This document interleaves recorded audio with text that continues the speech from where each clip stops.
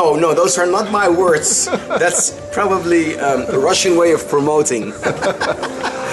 Yeah, but yes, yeah, but it's nice for my ego. But I never said that myself. I would never say that. No.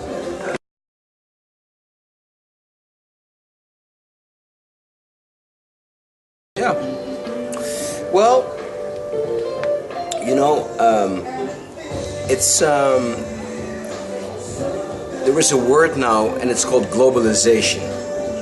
And I think this word for music is not so bad, because things are much more open now. I mean, thanks to the internet, we have access to so much music, and because of this, some great fusions, musical fusions, emerge.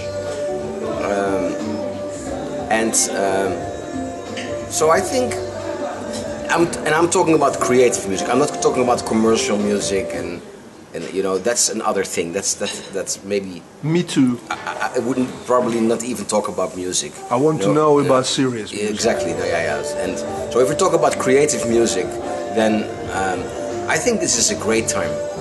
I'm a quite positive person anyway, and I think a lot of interesting stuff is going on, because next to playing like trio, solo piano, I love to go to countries and do fusions with traditional music, and I do this all over the world. I've been now to 115 countries, 115. That's quite a lot, and a big chunk of those countries are countries where I've done like crossover, fusion, you name it. So it can be Kazakhstan or Bolivia, Vietnam, many countries in Africa, and thanks to the internet and everything, you can prepare very well. And so I think there's a lot of nice stuff going on in that respect. If we talk about jazz, and let's say, I mean, I'm still young, but of course there's a generation below me. I'm not the youngest generation, and there is so, you know, at all the jazz schools, all the music faculties and everything.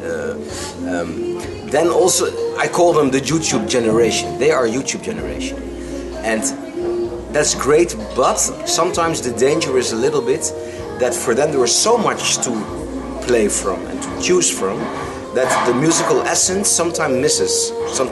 So I hear a lot of young people playing technically incredible, and they can play anything and great. And I mean, when I hear 20-year-old students playing jazz or whatever, I go like, wow, when I was 20, I didn't have those technical skills. But at the same time, sometimes musically I miss things, because they are only like playing from all the YouTube here, YouTube there, you know, it's very fragmentaric sometimes. So that's the scattered, that's the word.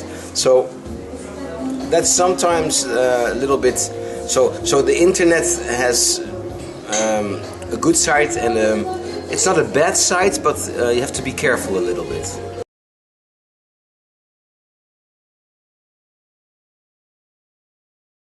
Yes, I do. And you know, I've said this before in interviews. The only thing which does not surprise me is that I'm going to be surprised.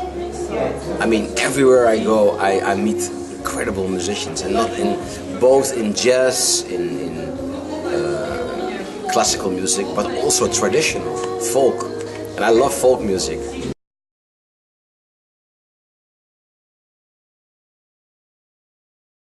Yes. Yeah, but sometimes it can be, I say it in Russian, ужасно too. It has to be in the hands of the good people. Like, I was in Tuva, I love Tuva, in Kizil, I've been there twice, and it's with the Gavoni Perli, the throat singing, the горловое пение. Yeah. And I know, yeah, and that's a beautiful culture they have. It's fantastic. But then there was one person there who made a CD with like, you know, and I go like, oh no, that's not So trying to be commercial.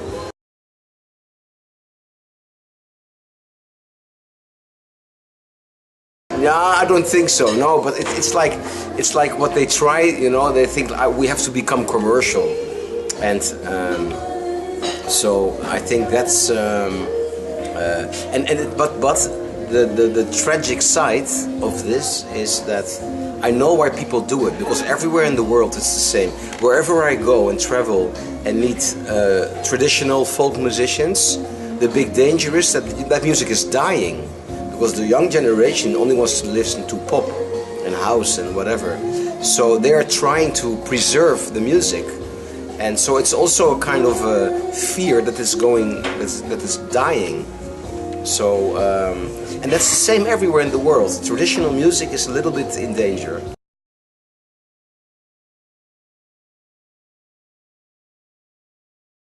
Well, yeah, it's not so easy to answer. You know, if you talk about, like I said before, about, I mean, now the jazz schools everywhere in the world, it's so big. Thousands and thousands of students playing incredible. But what they have to say, I don't know yet. That's something in 10 years we know. If they're really going to take the music to another level, to something new. And I search myself for people who have something to say. That's what I want, you know, to really communicate and not only play complicated music, but also like the essence of a good melody and things like that. You know, that's I search for people like that.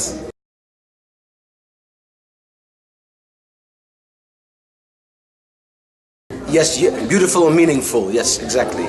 Yes. And of course, you know, it's also a bit like, almost like a spiritual thing. If you kind of search for it, you will run into those people. You encounter them because you search for it. So you want that to be on your path. So you meet them. That's how you know. It's also because you created yourself meeting those people. And I think there are a lot of people who say great things. Oh yes.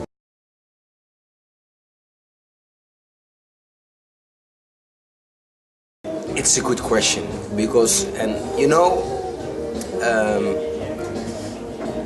I have mixed feelings. On one hand, I believe there will always be something new.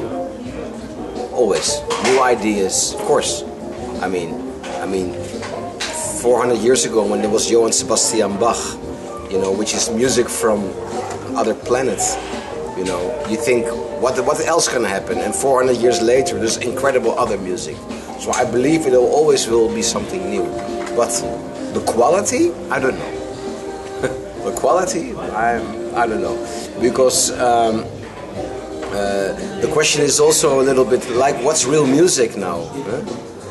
If it's all, but if it's creative, yeah, I mean, here, like for instance, now there is Snarky Puppy, you know, the band, and it's like a new, fresh sound. Yeah, you got like, see, there are always people who invent new things. So if it comes to creative music, I think, yeah, I don't know if it's going to be the same level as classical music, as Miles Davis, John Coltrane, or Keith Jarrett, or people like, I don't know.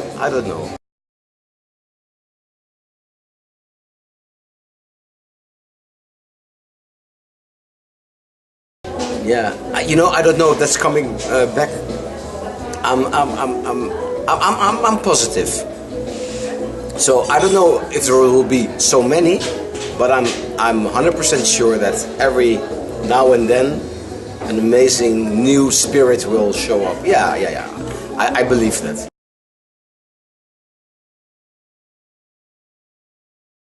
Yeah, you know, it's interesting. I get this question more often, and no. It's not. No. It's not a stupid question. Not at all. No.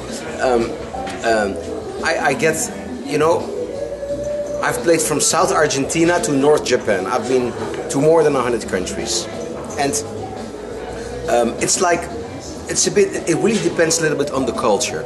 On a human level, when you at least try to play something beautiful, what I always love to do. Not only technique, but I love to play nice melodies and try to touch people. Then even in Japan, people can be very emotional about it, you know. But the difference is how do they express. So in Japan, they go, you know, in Japan they go like, and maybe they do like this. And like when you're in Argentina, you play one note and they go like, oh, you know, it's like that, you know. It's that. So it's a cultural thing too. But people take it in, and the Western. I think. Okay, I play a lot in Russia, and people here are fantastic. People love music. There is a big soul thing here, you know. There is unfortunately. I always when I talk to people in the West, I always say, you know, we have the wrong picture about Russia because there are so. I mean, here in Russia, once you have a friend, it's for life. People are very warm, and in the beginning sometimes. They can be a bit like, maybe it's because of your history, you know, people can be a bit closed. There's always sometimes a language problem. And then, but once they open their heart, it's fantastic. It's a great audience, and yeah, I think it's great. And in the Western world, it's, I mean, it's a bit old now. Of course, it's much more, but you know what I mean. I think people are more spoiled. They're more. Because there's so much going on, and there's a bit this arrogance too, and that's what I don't find here so much. When I play here, especially when I play, I mean, I play a lot in Siberia and smaller cities in Russia, and people are so grateful that you come and play there and make all these long trips because this is such a big place. So when you fly to Kurgan or Kemerovo or to Barnaul or Tomsk, far away, people really are happy that you come there, you know, and they're so warm and it's beautiful. I love it. So I think it's. I love to be in this country, really. Yeah. You too. Wordsfield project is great because it's always nice to have it, to be interviewed, but it's really nice to talk to someone who really asks creative questions and not only the blah blah like do you like Russia and. Did you see the Kremlin and all those questions? You know, it's really these are in my intelligent interviews. So please interview as many musicians as possible and create a big library because it's important for the audience and the people to know what musicians really think, and not only that they say, oh, the Red Square is nice.